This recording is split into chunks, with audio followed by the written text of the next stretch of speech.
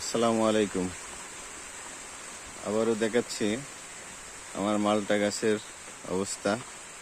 এখন বৃষ্টি হচ্ছে, এর আগেও দেখিয়েছিলাম বৃষ্টির সময় মালটা বাগান কেমন লাগে দেখতে।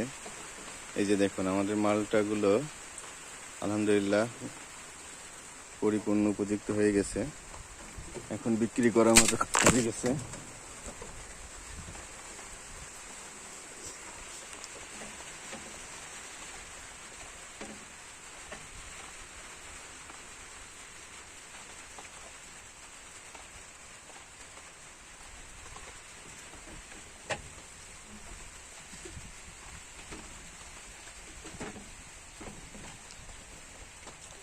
বাগানের পাশে এদিকে ফসল, ধান,